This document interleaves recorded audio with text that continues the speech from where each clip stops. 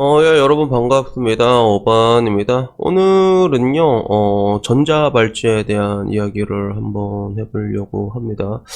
일반적으로 한국에서는 그 전자발찌라고 하면 홍범죄자라고 하죠. 그래서 이거 발음 이게 또박또박하면 바로 노딱을 먹어서 내가 좀 약간 애매하게 홍범죄자라고 할 건데, 이게 나라마다 다 기준이 다르더라고요. 한국에서는 뭐 보통 이제 그런 사람들이 찾지만, 뭐 미국 같은 경우는 또 그렇지가 않거든. 보면 뭐 공원이나 길거리 이런 데 가면 전자발찌 찬 사람 진짜 널리고 깔렸단 말이야. 그래서 미국은 법마다 주마다 법이 다 다르잖아요. 그래서 옛날에 뭐 페리스 힐튼이라던가 아니면 뭐 린제이 로한 얘네들도 음주운전 하고 나서 개아리 지기고 나서 전자발찌를 찬 적이 있는데, 근데 전자발찌 이거 여기에 대해 가지고 이게 결국엔 이제 자기 위치나 이런 것들이 다 남기게 되잖아. 다 감시당하게 되다 보니까 여기에 대한 인권에 대한 이야기는 항상 굉장히 얘기가 많은데, 오늘은 여기에 대해서 야 하지마 이씨에 대해서 포커싱을 맞춰서 한번 이야기를 해보려고 합니다. 그리고 내가 여기에 대해서 얘기하면 또 저보고 좀 착한 아이 컴플렉스다 이렇게 지랄하는 사람 되게 많은데,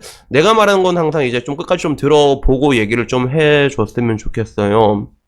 우선은 대한민국 내에서 그런 이제 전자발찌라고 하면 연예인 중에서 1호는 그 사람이죠. 고영욱이잖아. 그래서 고영욱이 아마 그거를 이제 3년 정도 착용을 한 걸로 알고 있는데, 근데 이 전자발찌라는 게 그 형량에 따라서 착용하는 기준이 날짜가 다 다르거든요. 그래서 길게 최고 착용하면 이게 한 30년까지 착용을 한다고 하더라고.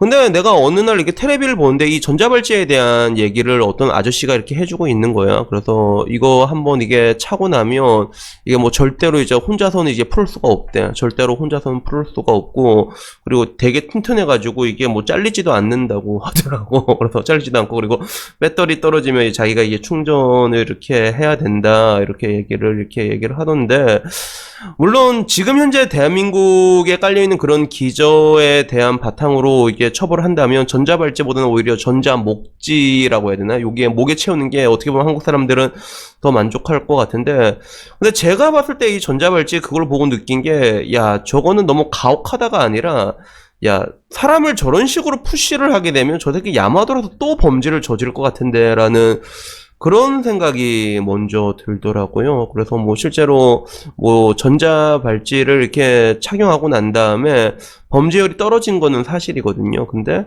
그런 것 때문에 사람이 미쳐가지고 이제 뭐 자해를 하거나, 그리고 실제로 전자발찌 때문에 이걸 착용을 했다가 자살한 사람도 있었거든, 범죄자 중에서도요.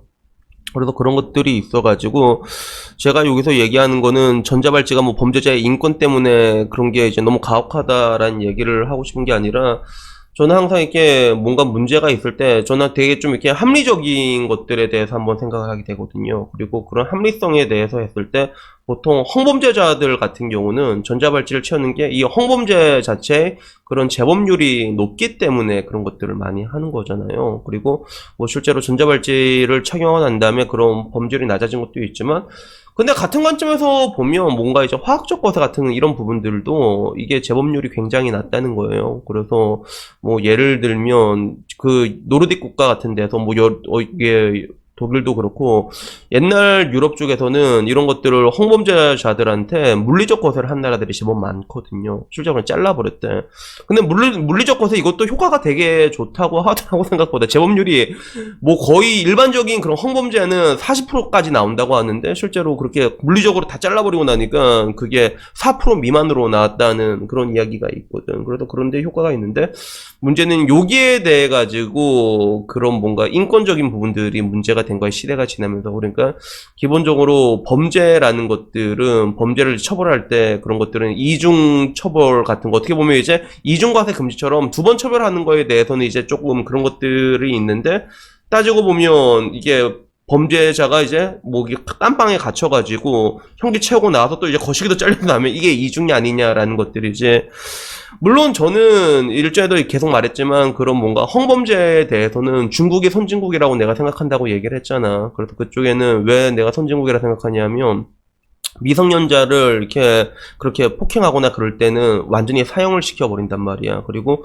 중국이 한 번씩 그런 거 보면 이제 거기 중국의 사형은 자비라는 게 없고 그냥 다 골로 보내버리거든. 그래서 나도 이게 여행이나 다니면서 게이들한테 몇 번 당한 적이 있어. 존나 열받거든. 그게 트라우마가 온다니까. 그러니까 보면서도, 야, 이걸 만약에 내 딸이나 이런 애들이 당한다 생각하면 피가 거꾸로 솟지. 그래서 그런 이런 거 생각하면 이제 법에 대해서 강력한 처벌에 대해서 내가 되게 찬성을 하는 반대, 근데 문제는 여기에 대해서 이제 처벌을 받고 나온 사람들한테 전자발찌를 채워가지고 계속 심리적으로 프레쉬를 주는 이거는 이제 또 다른 범죄로 갈 확률이 높지 않느냐라는 것들에 대해서 제가 얘기를 하고 싶었던 거예요.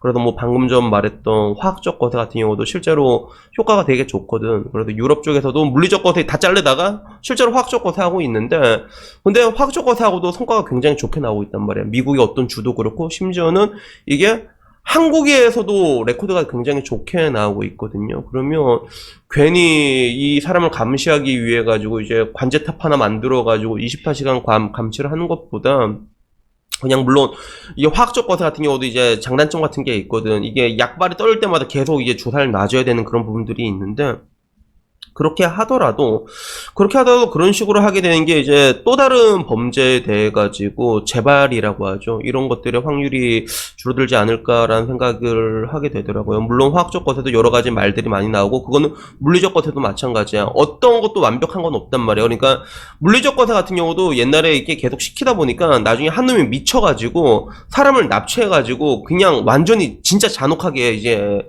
고문을 했다고 하더라고. 그래서 결국은 그런 식으로 이제 욕구가 리바운드 되는데, 내가 말하고 싶은 거는 이런 사회적으로 이제 뭔가 범죄자를 이제 잡아 족치는 것까지는 오케이란 말이에요. 근데 얘가 범죄를 저지르고 이제 다시 사회에 나왔을 때 얘가 다시금 범죄를 저지르기는 쉽지 않도록 그런 환경을 조성해 줄 필요는 있다고 생각을 하거든요. 그래서 그런 관점에서 봤을 때 전자발찌는 오히려 조금 더 이게 프레쉬를 놓고, 얘가 뭐 무슨 활동을 할 거야. 그게 보니까 전자발찌 엄청 잘리지도 않고 엄청나게 크더만. 그래서 그런 거 한번 걸리면 직장 생활도 무서워서 못 할 거고 그럴 거 아니야, 실질적으로. 그래서 그런 생각이 문득 들더라고요. 그래서 그나마 다행인 게 지금 와서는 좀 이제 뭐라고 해야 되나, 이런 것들 전자발찌가 이제 너무하다, 너무 크니까 이거를 조금 이제 작게 만들자라는 그런 법안이 나오고 있다고도 해요. 그래서 좀 뭐 차라리 이 정도만 됐어도, 뭐 이 정도만 돼도 저도 봤을 때 좀 나쁘진 않을 것 같다라는 생각이 드는데, 결론적으로 제가 얘기하고 싶은 것들은 뭔가 이제 효율적인 부분에서 봤을 때 전자발찌보다 더 효율적인 방식이 있다면 그걸 따라갈 필요가 있는 것 같고, 그리고 그걸 떠나가지고 범죄자 새끼들 존나 강하게 처벌하는 건 맞다 이 말이야. 그런 건 오케이인데, 근데 문제는 얘네들이 적어도 사회에 나왔을 때 그래도 뭔가 다시 범죄를 저지르지 않게끔 사회에서 완전히 격리시키고 배제시키는 거는 좋지가 않다는 생각이죠. 그래서 저는 그런 관점에서 개인적으로 옛날에도 한번 얘기한 적이 있는데, 국가 차원에서 이런 범죄자 새끼들을 모아가지고 일을 시키는 그런 이제 공기업 같은 거 있잖아. 그래서 그런 걸 만들어가지고 범죄자들 이제 교도소에 있을 때부터 얘들한테 뭐 기술이든 뭐든 적성에 맞는 거 교육시켜가지고 출소하고 나면 그쪽에서 지들끼리 이제 뭉쳐서 살게, 나중에 돈 없으면 또 범죄 저지르잖아. 그래서 그것보다는 그런 식으로 해서 또 한 번의 기회는 이게 주는 게 맞지 않는가라는 생각이 들어가지고, 오늘은 뭐 전자발찌 얘기하는 김에 그냥 뭐 제가 평소에 생각했던 얘기에 대해서 한번 얘기를 해봤습니다. 여튼간에 뭐 오늘 이야기는 여기까지고, 물론 여러분들이 원하는 답이 뭔지 알고 있어. 전자발찌 너무 약하다, 이거는 다리 채운 게 아니라 목에 채워야 되는데, 여러분들이 원하는 답은 그건 건 알고 있는데, 근데 그게 결국에는 또 다른 범죄를 만들어낸다는 것들이죠, 제가 봤을 때는. 그래서 오늘은 그냥 제가 생각하는 것들에 대해서 한번 얘기해 봤습니다. 여튼간에 뭐 오늘 이야기 여기까지고요. 다음엔 좀 더 좋은 이야기로 찾아뵙도록 하겠습니다. 이상입니다. 감사합니다.